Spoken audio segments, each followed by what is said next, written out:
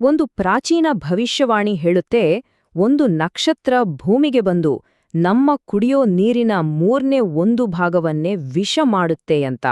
ಬನ್ನಿ, ಇವತ್ತಿನ ಈ ವಿಶ್ಲೇಷಣೆಯಲ್ಲಿ ಅಂಥದ್ದೊಂದು ಘಟನೆ ನಿಜವಾಗ್ಲೂ ಸಂಭವಿಸೋದಕ್ಕೆ ಸಾಧ್ಯನಾ? ಹಾಗಾದ್ರೆ ಅದು ಹೇಗೆ ನಡಿಬೋದು ಅನ್ನೋ ಒಂದು ರೋಚಕ ಊಹೆಯನ್ನ ನೋಡೋಣ. ಸರಿ, ಈ ವಿಶ್ಲೇಷಣೆಯನ್ನ ಒಂದು ತುಂಬಾನೇ ಗಂಭೀರವಾದ ಪ್ರಶ್ನೆಯೊಂದಿಗೆ ಶುರು ಮಾಡೋಣ. ಒಂದ್ವೇಳೆ ನಾಳೆಯೇ ನಮ್ಮ ಕುಡಿಯೋ ನೀರಿನ 1/3 ಇದ್ದಕ್ಕಿದ್ದಂತೆ ಕುಡಿಯೋಕ್ ಆಗದೇ ಇದ್ರೆ ಏನಾಗ್ಬೋದು? ಈ ಊಹೆಯ ಹಿಂದಿನ ತರ್ಕ ಏನು ಅಂತ ಈಗ ನೋಡೋಣ. ಈ ಇಡೀ ಊಹೆಯ ಮೂಲ ಇರೋದು ಒಂದು ಸರಳ ಆದ್ರೆ ಆತಂಕಕಾರಿ ಭವಿಷ್ಯವಾಣಿಯಲ್ಲಿ.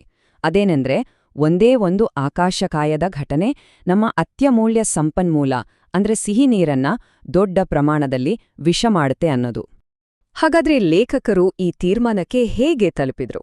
ಬನ್ನಿ, ಅವರ ತರ್ಕವನ್ನೇ 5 ಮುಖ್ಯ ಹಂತಗಳಲ್ಲಿ ನೋಡೋಣ. ಪ್ರತಿಯೊಂದು ಹಂತವೂ ನಮ್ಮನ್ನ ಸಂಭಾವ್ಯ ಉತ್ತರದ ಹತ್ತಿರ ಕರ್ಕೊಂಡು ಹೋಗುತ್ತೆ. ಮೊದಲಿಗೆ ಮೂಲ ಕಲ್ಪನೆಯಲ್ಲ ಸರಿಯಾಗಿ ಅರ್ಥ ಮಾಡ್ಕೊಳ್ಳೋಣ. ಈ ಕಥೆ ಶುರುವಾಗೋದೇ ಒಂದು ನಕ್ಷತ್ರದಿಂದ. ಅದು ಒಂದು ನಿರ್ದಿಷ್ಟ ಜಾಗದಲ್ಲಿ ಬಿದ್ದು ದೊಡ್ಡ ಪ್ರಮಾಣದ ಮಾಲಿನ್ಯವನ್ನ ಉಂಟುಮಾಡುತ್ತೆ. ಇಲ್ಲಿ ಗಮನಿಸಬೇಕಾದ ವಿಷಯ ಅಂದ್ರೆ, ಈ ಭವಿಷ್ಯವಾಣಿ ನಾವು ಕುಡಿಯೋಕೆ, ವ್ಯವಸಾಯಕ್ಕೆ ಅಂದ್ರೆ ಬದುಕೋಕೆ ಅವಲಂಬಿಸಿರೋ ನೀರನ್ನೇ ಗುರಿಯಾಗಿಸಿಕೊಳ್ಳುತ್ತೆ. ಅದರ ಪ್ರಮಾಣ ಎಷ್ಟೊಂದು ಅಪಾಯಕಾರಿಯಾಗಿ ಕಡಿಮೆ ಇದೆ ಅಂತ ನಮ್ಗೆ ಬೇಗನೆ ಗೊತ್ತಾಗುತ್ತೆ. ಹಾಗಾದ್ರೆ ಇಂಥದ್ದೊಂದು ಘಟನೆ ನಿಜಕ್ಕೂ ಎಲ್ಲಿ ನಡೀಬಹುದು? ಇದನ್ನ ಕಂಡುಹಿಡಿಯೋಕೆ ಲೇಖಕರು ಒಬ್ಬ ಪತ್ತೆದಾರನ ತರಾನೇ ಯೋಚನೆ ಮಾಡ್ತಾರೆ. ಸಾಧ್ಯತೆ ಇಲ್ಲದ ಆಯ್ಕೆಗಳನ್ನ ಒಂದೊಂದಾಗೆ ತೆಗೆದುಹಾಕ್ತಾ ಹೋಗ್ತಾರೆ. ಮೊದಲನೇದಾಗಿ, ನಮ್ಗೆಲ್ರಿಗೂ ಗೊತ್ತಿರೋ ಒಂದು ಕಠೋರ ಸತ್ಯ: ನಮ್ಮ ಭೂಮಿ ಮೇಲೆ ನೀರು ಎಷ್ಟೇ ಇದ್ರೂ ಅದರಲ್ಲಿ 97% ಉಪ್ಪುನೀರು. ಅದನ್ನ ನಾವು ಕುಡಿಯೋಕ್ಕಾಗಲ್ಲ. ಅಂದ್ರೆ ನಮ್ಮ ಹುಡುಕಾಟ ತುಂಬನೇ ಸಣ್ಣ ಜಾಗಕ್ಕೆ ಸೀಮಿತವಾಯ್ತು ಅಲ್ವಾ?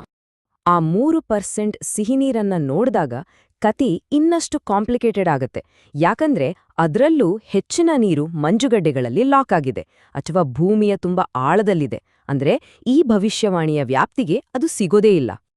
ಕೊನೆಗೆ ಇದೆಲ್ಲವನ್ನು ಕಳೆದ ಮೇಲೆ ನಮ್ಮಗುಳಿಯೋದು ಬರೀ ಇಷ್ಟು: ಭೂಮಿಯ ಮೇಲಿರೋ ಒಟ್ಟು ನೀರಿನಲ್ಲಿ ಕೇವಲ 0.3% ಅಷ್ಟೇ. ಯೋಚ್ನೆ ಮಾಡಿ, ಇಡೀ ಮನುಕುಲ ಬದುಕೋಕೆ ಅವಲಂಬಿಸಿರೋದು ಇಷ್ಟೇ ಸಣ್ಣ ಪ್ರಮಾಣದ ನೀರಿನ ಮೇಲೆ. ಈ ಸಣ್ಣ ಭಾಗವನ್ನು ನಾವಿನ್ನೂ ಸ್ವಲ್ಪ ಡೀಪಾಗಿ ನೋಡಿದ್ರೆ ನಮಗೊಂದು ಸ್ಪಷ್ಟವಾದ ಗುರಿ ಕಾಣಿಸುತ್ತೆ. ನಾವು ಬಳಸೋ ನೀರಿನಲ್ಲಿ ಸುಮಾರು 87% ಸರೋವರಗಳಿಂದಲೇ ಬರುತ್ತೆ. ನದಿಗಳು ಮತ್ತು ಜೋಗು ಪ್ರದೇಶಗಳು ಅದ್ರ ಮುಂದೆ ಏನೂ ಇಲ್ಲ. ಸರೋವರಗಳೇ ಮೇನ್ ಸೋರ್ಸ್. ಹಾಗಾಗಿ ಇಲ್ಲಿ ತರ್ಕ ತುಂಬಾನೇ ಸ್ಪಷ್ಟವಾಗಿದೆ. ನಮ್ಮ ಕುಡಿಯೋ ನೀರಿನ 1/3 ಮೇಲೆ ಪರಿಣಾಮ ಬೀರ್ಬೇಕು ಅಂದ್ರೆ ಈ ನಕ್ಷತ್ರ ಯಾವ್ದಾದರೂ ಒಂದು ದೊಡ್ಡ ಸರೋವರ ವ್ಯವಸ್ಥೆಯನ್ನೇ ಟಾರ್ಗೆಟ್ ಮಾಡಬೇಕು. ಬೇರೆ ದಾರಿನೇ ಇಲ್ಲ. ಸರಿ, ನಮ್ಮ ತನಿಖೆ ಈಗ ಫೈನಲ್ ಸ್ಟೇಜ್ ತಲುಪಿದೆ. ಈಗ ನಾವು ಜಗತ್ತಿನ ಅತಿ ದೊಡ್ಡ ಸಿಹಿ ನೀರಿನ ದೈತ್ಯರನ್ನ ಹುಡುಕ್ತಾ ಇದ್ದೀವಿ. ಎಲ್ಲವನ್ನೂ ಪರಿಶೀಲನೆ ಮಾಡಿದ ಮೇಲೆ 3 ಮುಖ್ಯ ಶಂಕಿತರು ನಮ್ಮ ಮುಂದೆ ಬರ್ತಾರೆ: ಉತ್ತರ ಅಮೆರಿಕಾದ ಗ್ರೇಟ್ ಲೇಕ್ಸ್, ಸೈಬೀರಿಯಾದ ಬೃಹತ್ ಬೈಕಲ್ ಸರೋವರ ಮತ್ತು ಆಫ್ರಿಕಾದ ಗ್ರೇಟ್ ಲೇಕ್ಸ್. ಪ್ರತಿಯೊಂದರಲ್ಲೂ ಅತ್ಯಂತ ಪ್ರಮಾಣದ ನೀರಿದೆ ಮತ್ತು ಕೋಟ್ಯಾಂತರ ಜನರ ಜೀವನಾಧಾರವಾಗಿದೆ. ಹಾಗಾದ್ರೆ ಇದೇ 3 ಯಾಕೆ? ಯಾಕಂದ್ರೆ ಇವು ಅತೀ ದೊಡ್ಡವು, ಇವು ಉಪ್ಪು ನೀರಲ್ಲ, ಮತ್ತು ಮುಖ್ಯವಾಗಿ ಇವು ವರ್ಷದ ಹೆಚ್ಚಿನ ಸಮಯ ಹೆಪ್ಪುಗಟ್ಟಿರೋದಿಲ್ಲ. ಹಾಗಾಗಿ ಇವು ಒಂದು ದೊಡ್ಡ ಪರಿಣಾಮ ಬೀರಲು ಸೂಕ್ತವಾದ ಗುರಿಗಳಾಗಿವೆ. ಸರಿ, ಸಂಭಾವ್ಯ ಟಾರ್ಗೆಟ್ಗಳು ಯಾವುವು ಅಂತ ನಮಗೆ ಗೊತ್ತಾಯ್ತು. ಆದ್ರೆ ಇಲ್ಲೇ ನೋಡಿ, ಈ ವಿಶ್ಲೇಷಣೆ ಒಂದು ಇಂಟರೆಸ್ಟಿಂಗ್ ತಿರುವು ತಗೊಳುತ್ತೆ. ಇನ್ನು ಮುಂದೆ ಪ್ರಶ್ನೆ ಎಲ್ಲಿ ಅನ್ನೋದಲ್ಲ, ಬದಲಿಗೆ ಯಾಕೆ ಅನ್ನೋದು. ಈ ಘಟನೆಯ ಹಿಂದಿನ ಉದ್ದೇಶ ಏನಾಗಿರ್ಬೋದು ಅನ್ನೋದರ ಬಗ್ಗೆ 2 ಸಿದ್ಧಾಂತಗಳಿವೆ. ನಮ್ಮ ಮುಂದೆ 2 ಸಾಧ್ಯತೆಗಳಿವೆ ಮತ್ತು 2 ಒಂದಕ್ಕೊಂದು ತುಂಬನೇ ಭಿನ್ನ. ಮೊದಲನೇ ಸಿದ್ಧಾಂತ ಹೇಳುತ್ತೆ, ಇದು ಒಂದು ಆಂತರಿಕ ದಾಳಿ. ಅಂದ್ರೆ ಜಗತ್ತಿನ ಸೂಪರ್ ಪವರ್ ದೇಶವನ್ನ ಒಳಗಿನಿಂದಲೇ ಅಸ್ಥಿರಗೊಳಿಸಿ ಅಲ್ಲೊಂದು ದೊಡ್ಡ ಅವ್ಯವಸ್ಥೆ ಸೃಷ್ಟಿ ಮಾಡೋದು. ಇನ್ನೊಂದು ಸಿದ್ಧಾಂತ ಸಂಪನ್ಮೂಲ ನಿಯಂತ್ರಣದ ಬಗ್ಗೆ ಹೇಳುತ್ತೆ. ಅಂದ್ರೆ ಬೇರೆ ದೇಶದಲ್ಲಿರೋ ಪ್ರಮುಖ ನೀರಿನ ಮೂಲವನ್ನ ಕಂಟ್ರೋಲ್ಗೆ ತಗೊಂಡು ಅದನ್ನೇ ಜಾಗತಿಕ ಶಕ್ತಿಯ ಅಸ್ತ್ರವಾಗಿ ಬಳಸ್ಕೊಳ್ಳೋದು.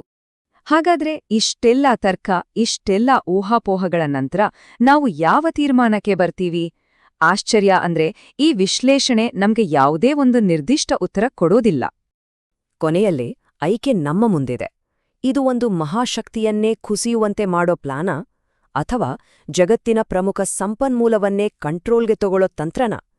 ಈ ವಿಶ್ಲೇಷಣೆ ನಮಗೆ ಉತ್ತರ ಕೊಡಲ್ಲ, ಬದಲಿಗೆ ನಮ್ಮನ್ನು ಒಂದು ಪ್ರಶ್ನೆಯೊಂದಿಗೆ ಬಿಟ್ಟು ಹೋಗುತ್ತೆ. ನಮ್ಮ ಜಗತ್ತು ಅದೆಷ್ಟು ಸೂಕ್ಷ್ಮವಾಗಿದೆ ಮತ್ತು ನಮ್ಮ ಅತ್ಯಮೂಲ್ಯ ಸಂಪನ್ಮೂಲಗಳು ಎಷ್ಟು ಸುಲಭವಾಗಿ ಒಂದು ಅಸ್ತ್ರವಾಗಿ ಬದಲಾಗ್ಬಹುದು ಅನ್ನೋ ಪ್ರಶ್ನೆ.